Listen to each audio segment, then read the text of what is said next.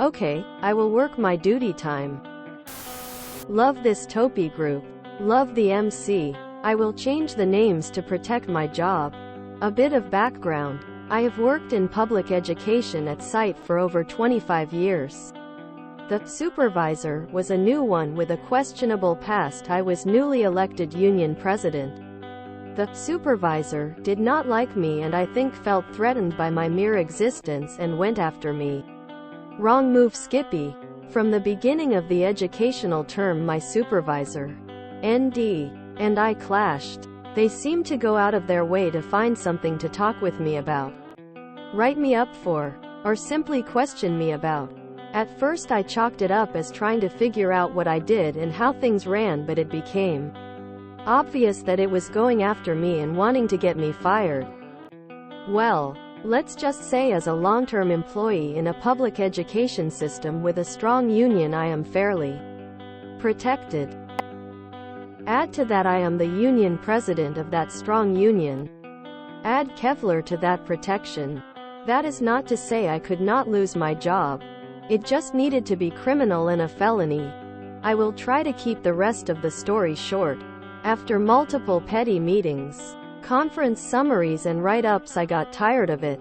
I started to push back and I would not talk, even in public spaces, to ND. They were invisible to me. I did not hear them. I did not talk with them. In fact, I would ask someone to give them a message while I was standing in front of them. Needless to say, this made them frustrated. If they wanted to talk with me, there was always another person from the union in the room with me. On one occasion, aka fishing expositions, my reply was, I will not answer that questions with my attorney present. And no, it was not an investigation of criminal nature. ND kept rephrasing the questions, hoping I would slip up or answer, nope, I am smarter than you. I answered the questions that did not answer ND's intended path but would not answer the questions he wanted to nail me for. This made him so frustrated that he started to threaten my job and reassign me. Nope, Skippy. You cannot do that. He sent me a directive that I was to check in with his assistant each morning, check out for my lunch and the back in, and then check out each day. If the assistant was not presented, I was directed to text both ND and the assistant if I was away from my desk. I was also instructed to only work my duty time and I could not work outside my day. Okay, not a problem. Each morning I would walk past ND's office and check in. Every time I had to go to the copier, I would text them both. Every time I used the restroom, I would text them both. Every time I had to talk with someone away from my desk, I texted them. This got fun quickly. If I got called into a meeting by the dean or other higher administration, I told them I was not allowed away from my desk, office, classroom without ND's permission and that they needed to call him to get that permission. Needless to say, I was following the directive to the letter and blowing up things with a smile. This lasted about 2 weeks before the dean and others started to get annoyed by the actions and directive of ND. The increased pressure upon ND became increased pressure on me.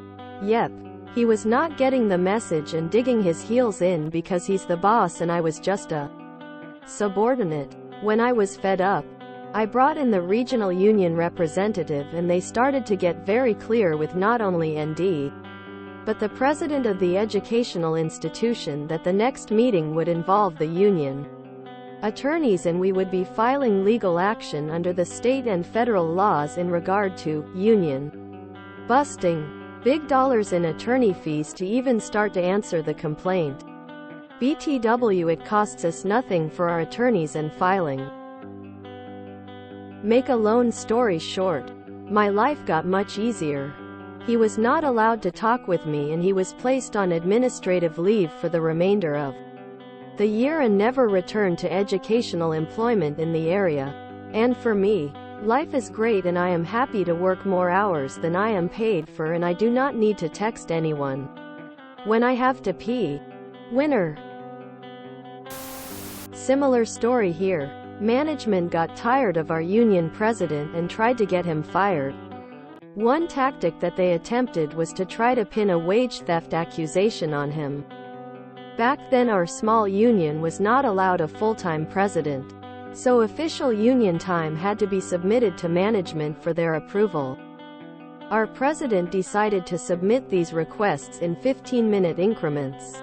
He dumped so many of these on their desks that 2 supervisors were detailed to review and sign off on each and every one. And if a single request was refused, he hit them with an appeal review by upper management.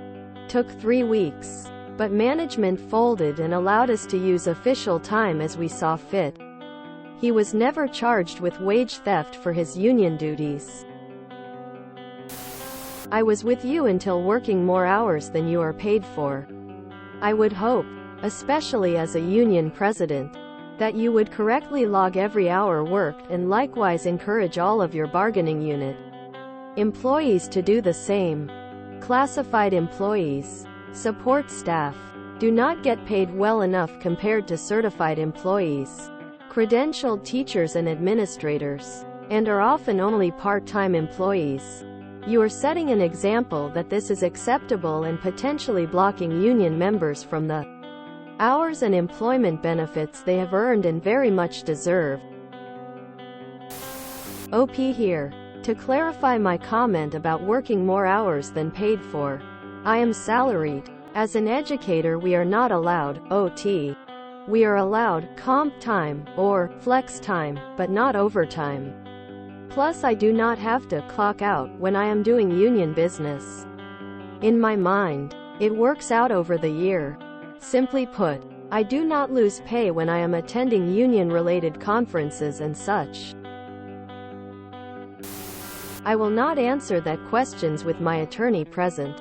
Don't you mean without?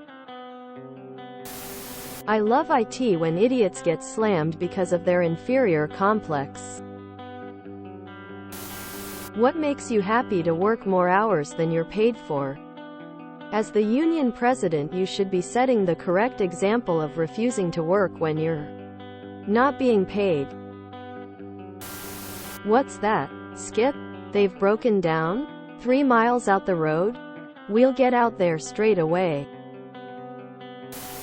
Clearly, OP is the real educator.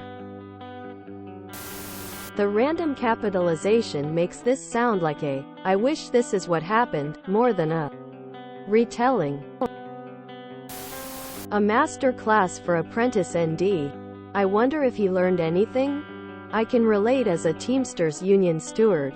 The fun with people like ND, they have no clue about the legally binding contract between the administration and union, and end up feeing themselves.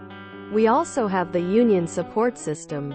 Union steward. A business agent who is not shy dealing with muscleheads. Then, when push comes to shove, we have on staff labor attorneys. Dude works in a do and decided to screw with the union press? Though people in education were smart. Apparently. Not so much. As a retired union guy, I absolutely know the backstory has to be real interesting. If it's not broke, don't fix it. I am happy to work more hours than I am paid for. Oof. If you enjoyed this video, please check out our playlists full of similar content. Epicaricast is like doom scrolling for your ears. Please like, share, and subscribe.